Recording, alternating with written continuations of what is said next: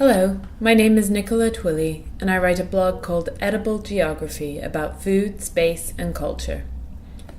Last spring, I visited Mumbai with Jeff Mano, who writes Building Blog, and a class of architecture students from Columbia University as a research field trip for our studio, the City of Mobile Services. In Mumbai, at least at first glance, nothing seems to be static.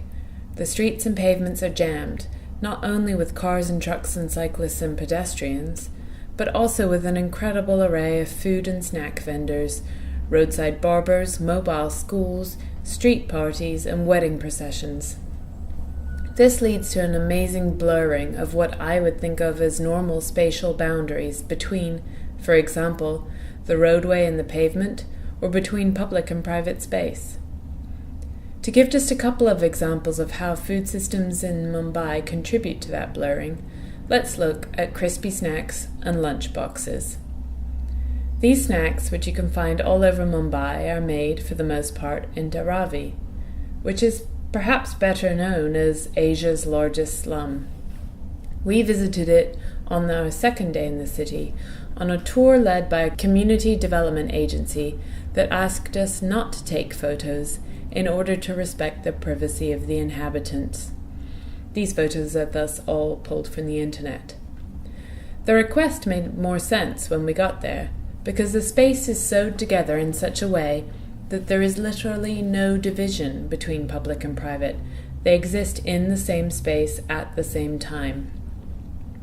The tanneries, recycling facilities, potteries, and snack factories that we saw are all in people's homes, which are themselves porous, flexible, joined-up spaces in which it is unclear what is courtyard, rooftop, alley, or hallway.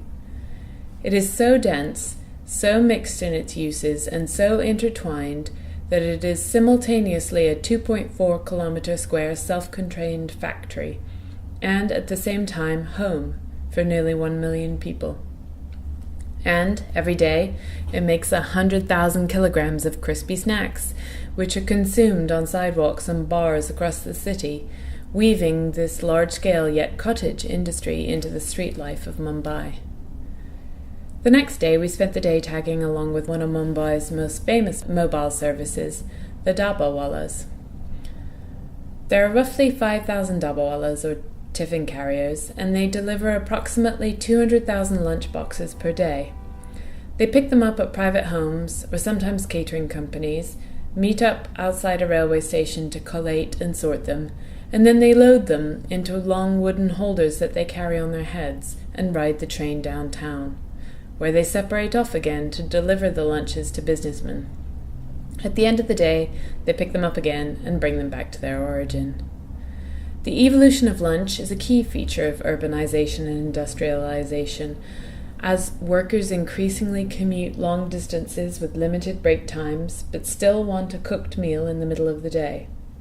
New York City developed the automat and a set of etiquette rules around eating the midday meal outside the home, in public. But Mumbai's Dabawala solution is unique in the way it uses public infrastructure and private enterprise to tie together the home kitchen with the post-industrial workplace across the city.